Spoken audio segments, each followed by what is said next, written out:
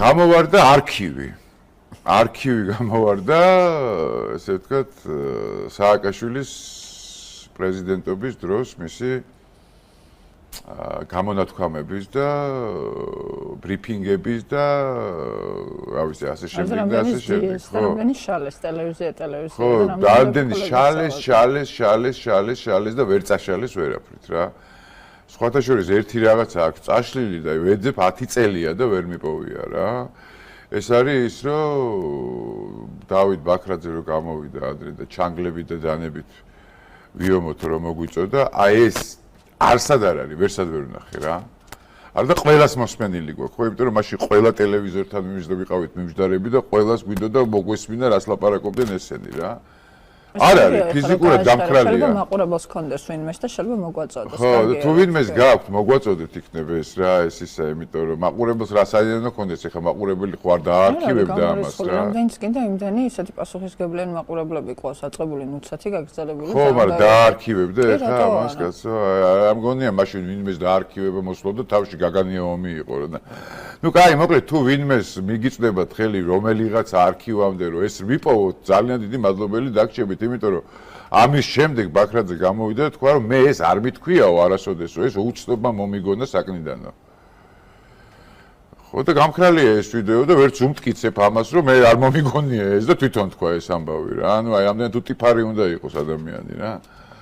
ხო, მაგრამ არა უშავს. ნუ მოკლედ დავიწყოთ ლიზა რა, დავიწყოთ ამ არქივებში ფათური და გამომზეურება, ხო? მოდი აბა პირველი რა არის, ხო?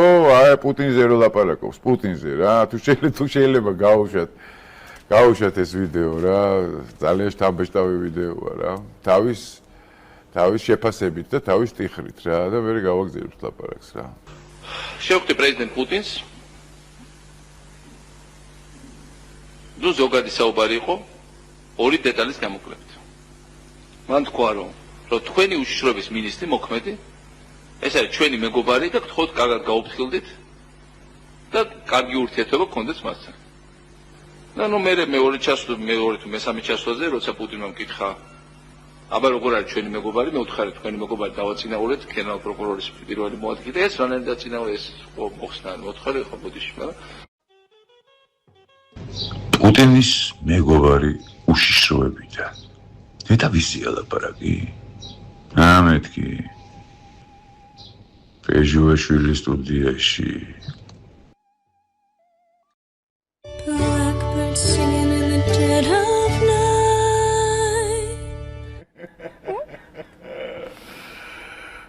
ესე იგი დღევანდელი გადმოსახედიდან რომ უყურებ კიდე აი просто ვინ იყო საქართველოს პრეზიდენტი და საერთოდ რეებს ლაპარაკობდა რა. ეხლა რომ ნახე ეს საერთოდ აბსოლუტურად კიდე უფრო სხვა თვალით შევხედე ამ ყველაფერს. დაგაბრუნა იქ იმ კოშმარში. არა, დაბრუნებით რას დამაბრუნებს ახლა ეს კოშმარში, მაგრამ გამახსენდა. არა, ძალიან იბრძოდი მაგ პერიოდში და ძალიან სხვა განცდები გექნება ახლა ესეთი რა უწიფრობების მენი. ო, არა, მაგას გეუბნები, აი აბსოლუტურად აი მიკვირს просто რომ ამას როგორ უძლებდა ქართული ხალხი ამ 9 წლის განმავლობაში რა.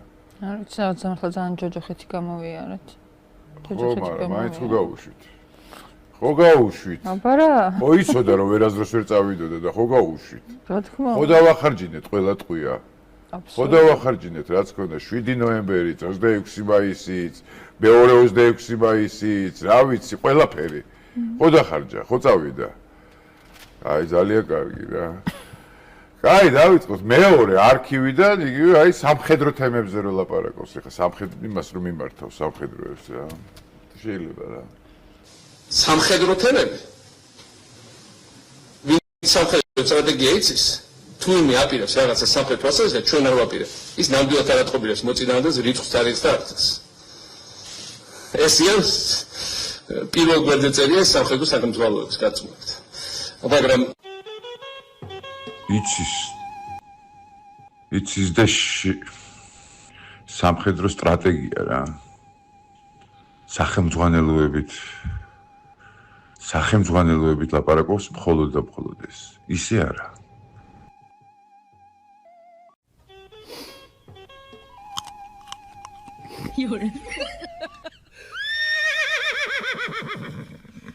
მაკია ძალიან